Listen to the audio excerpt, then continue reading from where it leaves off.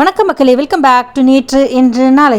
இன்றைக்கி நம்ம வீடியோவில் மக்காச்சோள பூரியும் அது தொட்டுக்கிறதுக்கு கருப்பு கொண்டக்கடலையில் ஒரு குருமா பண்ண போகிறோம். இந்த மைஸ் ஃப்ளோர் பூரிக்கு இந்த குருமா தொட்டுக்கிறதுக்கு ரொம்பவே நல்லாயிருக்கும். இதை நான் எப்படி பண்ணேங்கிறத பார்க்குறதுக்கு முன்னாடி நம்ம சேனலுக்கு நீங்கள் ஃபர்ஸ்ட் டைமாக வரீங்கன்னா மறக்காமல் சப்ஸ்கிரைப் பண்ணுங்கள். முதல்ல வீடியோவில் நம்ம பூரி ரெசிபியை பார்த்துடலாம். மைஸ் ஃப்ளோர் பூரி பண்ணுறதுக்கு ஒரு கடாயில் 1 கப் தண்ணி சேர்த்துட்டு தண்ணியை நல்லா கொதிக்க விடுங்க. தண்ணியிலேயே கொஞ்சமாக உப்பு சேர்த்துக்கலாம். நல்ல ஒரு பிரைட் எல்லோ கலர் வரத்துக்காக ஒரு 1/4 ஸ்பூன் மஞ்சள் பொடி சேர்த்துக்கோங்க. தண்ணி நல்லா தளன்னு கொதிக்க ஆரம்பிக்கும் போது 1/4 கப் அளவுக்கு மக்காச்சோள மாவு, அதாவது மெய்ஸ் ஃப்ளோரை சேர்த்துருங்க. மெய்ஸ் ஃப்ளோர் சேர்த்துட்டு அடுப்பை ஆஃப் பண்ணிவிட்டு இந்த சூட்லேயே இந்த மாவை இந்த தண்ணியோடு நல்லா கலந்து விட்டுருங்க. மாவு பார்த்திங்கன்னா எல்லா தண்ணியுமே இழுத்துடும். இப்போ இதை மூடி போட்டுட்டு நம்ம ஒரு 5 நிமிஷத்துக்கு அப்படியே விட்டுடலாம். அதுக்குள்ளே டெம்பரேச்சருமே நம்மளுக்கு இறங்கிடும். தண்ணியும் மாவும் நல்லா மிக்ஸ் ஆகணும். டெம்பரேச்சர் இறங்கினா தான் நம்ம கை போட்டு இதை நல்லா பிசைய முடியும். பிசையறதுக்கு முன்னாடி நம்ம இதில் கொஞ்சமாக மைதா இல்லைனா கோதுமை மாவு சேர்த்துக்கலாம். 5 நிமிஷத்துக்கு அப்புறம் திறந்துட்டு இந்த மாவை நீங்கள் கடாயிலேருந்து ஒரு பாத்திரத்துக்கு மாற்றிடுங்க. இப்போ இந்த மக்காச்சோள மாவு கூடவே ஒரு 1/4 கப் அளவுக்கு மைதா இல்லைனா கோதுமை, உங்களுக்கு எது பிடிக்குமோ அதை நீங்கள் சேர்த்துக்கலாம். நான் இன்றைக்கி மைதா மாவு தான் சேர்த்துருக்கேன். நம்ம இந்த இடத்துல மைதாவோ கோதுமாவோ எதுக்கு சேர்க்கணுன்னா, மக்காச்சோள மாவுக்கு அந்த ஒரு ரப்பரி டெக்ஸ்சர் கிடையாது. நீங்கள் அது வடை மாதிரி தட்டலாமே தவிர அதுக்கு அந்த இழுப்பு இருக்காது. அதனால தான் நம்ம இந்த மாவை சேர்த்துக்கிறோம். இந்த மாதிரி எக்ஸ்ட்ராவாக க்ளூட்டன் இருக்கிற மாவு சேர்க்கும் போது தான் நம்மளால் இட முடியும். ஸோ எலாஸ்டிசிட்டிக்காக உங்களுக்கு எது பிடிக்குமோ அந்த மாவை நீங்கள் சேர்த்துக்கலாம். நல்லா உருண்டு திரண்டு ஸ்மூத்தாக ஒரு பந்து மாதிரி வர வரைக்கும் மாவை நல்லா பிசைஞ்சுக்கோங்க. பிசைஞ்சதுக்கப்புறமா இது ஒரு 15 நிமிஷத்துக்கு ஓரமாக வச்சுடுங்க. 15 மினிட்ஸ் கழித்து இதை நம்ம பூரி மாதிரி இட்டுக்கலாம். மிச்ச மாவு மாதிரி நீங்கள் இதை தின்ன இட முடியாது. நான் முன்னாடியே சொன்ன மாதிரி சோள மாவு கொஞ்சம் திக்காக தான் இருக்கும்.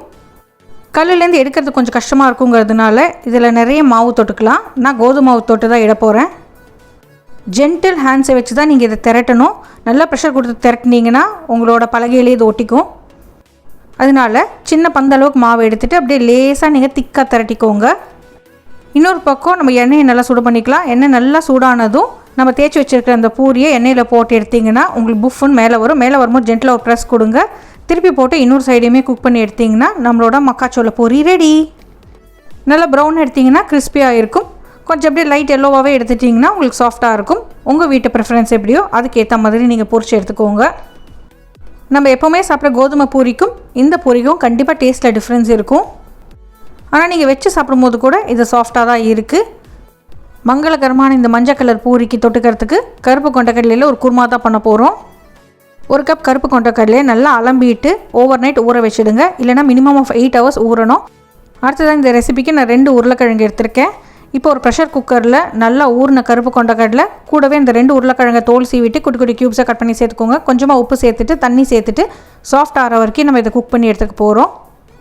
ஒரு சைடு கொண்டக்கடலை வெந்துட்டு இருக்கட்டும். இன்னொரு சைடு நம்ம கிரேவிக்கு பேஸ் ரெடி பண்ணலாம். அதுக்கு ஒரு கடாயில் 2லேருந்து 3 டேபிள் ஸ்பூன் எண்ணெய் சேர்த்துட்டு எண்ணெய் சூடானதும் 2 பிரிஞ்சில் 3லேருந்து 4 லவங்கம், ஒரு 2 இன்ச் அளவுக்கு பட்டையை உடச்சி சேர்த்துக்கலாம்.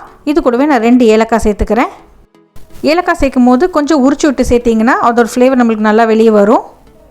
மசாலா பொருள்லேருந்து நல்லா வாசனை வந்ததுக்கப்புறமா 1/4 டீஸ்பூன் அளவுக்கு சோம்பு, 1/4 டீஸ்பூன் அளவுக்கு ஜீரகம் சேர்த்துக்கலாம். காரத்துக்கு நான் 1 பச்சை மிளகாய், கொஞ்சமாக கருவேப்பிலை சேர்த்துக்கிறேன். அடுத்ததாக 2 வெங்காயத்தை பொடிப்படியாக நறுக்கி சேர்த்துக்கலாம். இப்போ வெங்காயம் நல்லா வதங்கட்டும். சாட்டே பண்ணிகிட்டே இருந்தீங்கனாலே உங்களுக்கு வெங்காயம் நல்லா குக் ஆகிடும். வெங்காயம் ஓரளவு குக் ஆனதுக்கப்புறமா 1 டேபிள் ஸ்பூன் அளவுக்கு இஞ்சி பூண்டு விழுது சேர்த்துக்கலாம். இஞ்சி பூண்டு விழுதோட பச்சை வாசனை போகிற வரைக்கும் வதக்கிட்டே இருங்க. பச்சை வாசனை போனதுக்கப்புறமா 2 தக்காளியை மிக்ஸி ஜாரில் சேர்த்துட்டு நல்லா விழுதாக அரைச்சிட்டு இந்த வெங்காயம் கிரேவி கூடயே சேர்த்துக்கோங்க. தக்காளியிலேருந்து பச்சை வாசனை போய் டார்க் கலராக மாறுற வரைக்கும் நம்ம குக் பண்ணிக்க போகிறோம். தக்காளி நல்லா குக் ஆனதுக்கப்புறமா மசாலா பொடிகள்லாம் சேர்த்துக்கலாம். 1/4 டீஸ்பூன் அளவுக்கு மஞ்சள் பொடி, 1/2 டீஸ்பூன் அளவுக்கு சிவப்பு மிளகாய் பொடி, அதுக்கப்புறமா 1 டீஸ்பூன் அளவுக்கு ஜீரகம் தனியாக சேர்த்து வச்ச ஒரு பொடி இருக்கு இல்லையா, அதை சேர்த்துக்கலாம். உங்ககிட்ட சேர்ந்து இல்லைன்னா நீங்கள் தனித்தனியாக 1/2 டீஸ்பூன் ஜீரக பொடி, 1/2 டீஸ்பூன் தனியா பொடி சேர்த்துக்கோங்க. நல்லா கொதிக்கட்டும். கொதிச்சு அப்படி எண்ணெய் பிரிஞ்சு வரும் இல்லையா, அந்த ஸ்டேஜில் நம்ம குக் பண்ணி வச்சுருக்கிற கொண்டக்கடலை உருளைக்கிழங்கு மிக்சரை சேர்த்துருங்க. நான் தண்ணியோடு சேர்த்துக்கிறேன். குறைஞ்சது ஒரு 10 நிமிஷமாவது நல்லா கொதிக்கணும். அப்போ தான் கொண்டக்கடலைக்குள்ளே இந்த மசாலாலாம் இறங்கும். அடி பிடிக்காமல் இருக்கிறதுக்கு அப்பப்போ மிக்ஸ் பண்ணி விட்டுட்டே இருங்க. இது கொதிக்கிற கேப்பில் நம்ம அரவை ரெடி பண்ணிடலாம். ஒரு மிக்ஸி ஜாரில் 1/4 கப் அளவுக்கு துருவின தேங்காய் சேர்த்துக்கோங்க. தேங்காய் கூடவே நான் ரிச்னஸ்க்காக கைப்பிடி அளவுக்கு முந்திரி பருப்பு சேர்த்துக்கிறேன். அடுத்ததாக ஒரு அரை டீஸ்பூன் சோம்பு சேர்த்துக்கலாம். குருமாங்கிற போது நம்மளுக்கு சோம்போட ஃப்ளேவர் டாமினண்ட்டாக இருக்கணும். இப்போ இந்த மிக்சரை நம்ம தண்ணி சேர்த்துட்டு எவ்வளோ நைஸாக அரைக்க முடியுமோ அவ்வளோ நைஸாக அரைச்சி எடுத்துக்கலாம். ஒரு 10 நிமிஷம் இது நல்லா கொதிச்சதுக்கு அப்புறமா நம்ம அரைச்சி வச்சுருக்க இந்த தேங்காய் மிக்சரை இந்த கொதிக்கிற குருமாவில் சேர்த்துக்கணும்.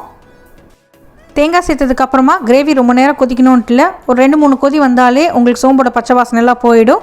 நல்லா கலந்து விட்டுட்டு நீங்கள் ஃப்ரெஷ்ஷாக சாப் பண்ண கொத்தமல்லி இலைகளை தூவி விட்டுட்டு நீங்கள் அடுப்பு ஆஃப் பண்ணிடலாம். அடுப்பு ஆஃப் பண்ணுறதுக்கு முன்னாடி கடைசியாக 1 டீஸ்பூன் கரம் மசாலா சேர்த்து கலந்து விட்டுருங்க. சூட்லேயே கரம் மசாலாவோட பச்சை வாசனை நம்மளுக்கு போயிடும். கடைசியாக கரம் மசாலா சேர்க்கும் போது அதோட ஃப்ளேவர் நம்மளுக்கு நல்லாயிருக்கும்.